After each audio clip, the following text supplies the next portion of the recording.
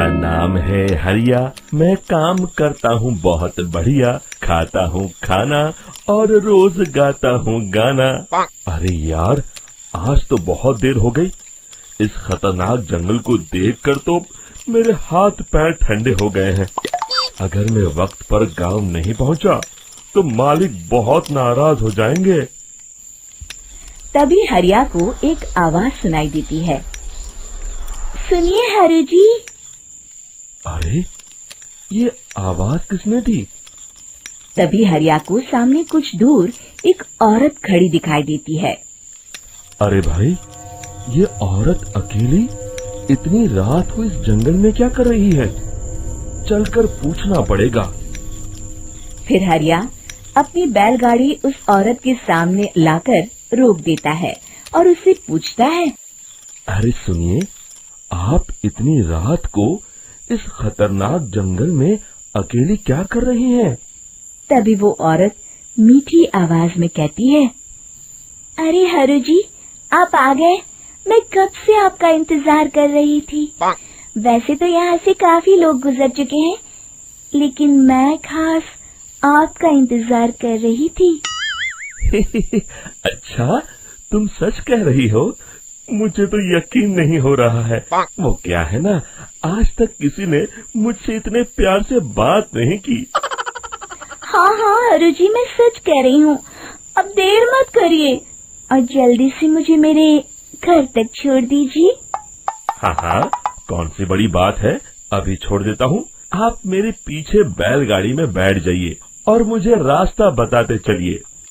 फिर वो औरत हरिया की बैलगाड़ी में बैठ जाती है और हरिया बैलगाड़ी हाँकता हुआ आगे चल पड़ता है। फिर उस औरत के बताए हुए रास्ते पर चलते चलते हरिया बैलगाड़ी लेकर एक काली गुफा के आगे आकर रुक जाता है। हरिया उस औरत से पूछता है, हाँ देवी जी, आपका घर कहाँ है? यहाँ तो एक गुफा के अलावा और कुछ नहीं है। तभी अचानक वो औरत हवा में उड़ने लगती है। देखते ही देखते उसका सुंदर रूप एक डरावनी चुड़ैल में बदल जाता है और वो जोर जोर से हंसती है। अरे तू तो एक नंबर का बेवकूफ निकला। तू तो बड़ी आसानी से मेरी बातों में आ गया। अरे मर गया रे, ये तो एक चुड़ैल है। हे भगवान बचा ले, ये तो बड़ी डरावनी दिखाई दे रही है। और फिर अगले ही पल हरिया की बैलगाड़ी में रखा सारा सामान हवा में उड़ता हुआ उस काली गुफा के अंदर चला जाता है और वो चुड़ैल भी उस गुफा के अंदर जाकर कहीं गायब हो जाती है। हरिया ये नजारा देख बुरी तरह घबरा और परेशान हो जाता है। अरे, ये चुड़ैल तो मेरा सारा सामान लेकर गुफा में गायब हो गई। अब क्या होगा? अगर मैं गांव खाली हाथ गया तो मालिक मेरी अच्छी खबर लेंगे। मेरी इस बात का कोई यकीन भी नहीं करेगा। फिर आखिर वही हुआ। हरिया के मालिक चंपक सेठ को हरिया की किसी भी बात पर रत्ती भर भी यकीन नहीं हुआ। चंपक सेठ को लगा हरिया झूठ बोल रहा है और उसने ही लालच में आकर सारा सामान हड़प कर लिया है। फिर हरिया को बेईमान समझकर चंपक सेठ उसे काम से निकाल देता है। अगले दिन अपनी दुकान में परेशान बैठा चंपक सेठ गुस्से में बड़बड़ाता है। अरे, दुकान में तो सामान बिल्कुल भी नहीं है। अब मुझे ही शहर जाकर सामान लाना होगा। फिर वो अपनी बैलगाड़ी लेकर शहर चला जाता है। शहर से सामान लेकर जब चंपक सेठ वापस गांव लौट रहा होता है, तभी उसे एक आवाज सुनाई देती है। चंपक जी, ओ चंपक जी। अरे, ये तो कोई मेरा नाम लेकर मुझे पुकार रहा है। फिर उस रास्ते में वही औरत खड़ी दिखाई देती है।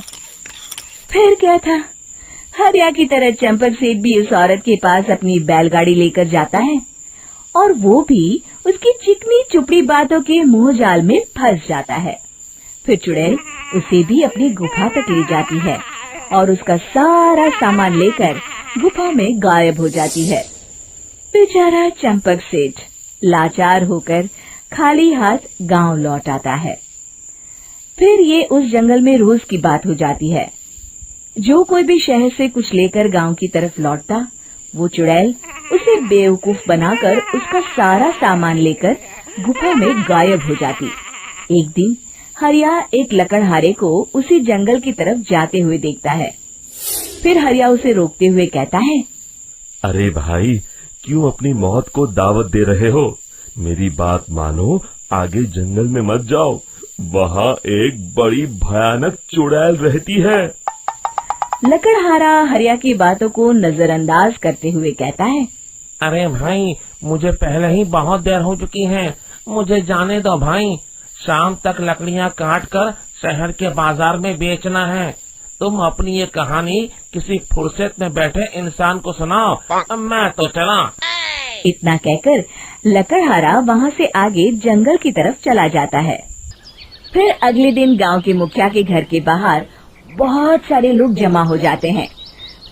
तभी हाथ में कुल्हाड़ी लिए खड़ा लकड़हारा कहता है, अरे मुखिया जी, अब आप ही हमें बचाइए उस जंगल वाली चुड़ैल से। हमारा सारा काम तो शहर से ही होता है। अरे मुखिया जी, उस चुड़ैल की वजह से तो मैं पूरी तरह बर्बाद हो गया हूँ। हम सबको मिलकर उस चुड़ैल का कोई इलाज करना पड़ेगा। तभी भीड़ में खड़ा वीरा कहता है, आप लोग चिंता मत करिए, कल से वो चुड़ैल किसी को नहीं लूट पाएगी। मेरे पास एक बहुत अच्छी तरकीब है। तभी चंपक सेठ उसका मजाक उड़ाते हुए कहता है, अरे तेरा नाम वीरा है तो क्या हुआ? तूने अभी उस चुड़ैल को देखा नहीं है? जाकर अपना काम कर, बड़ा आया।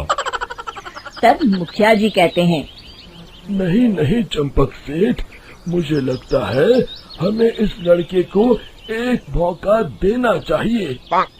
फिर सभी गांव वाले मुखिया जी की बातों से सहमत हो जाते हैं और वीरा शाम को एक बैलगाड़ी में कुछ सामान लादकर उस जंगल की ओर चल देता है।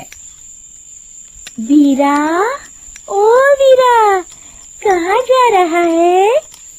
तभी वीरा मुड़ के देखता है, वही चुड़ैल एक औरत के रूप में खड़ी है।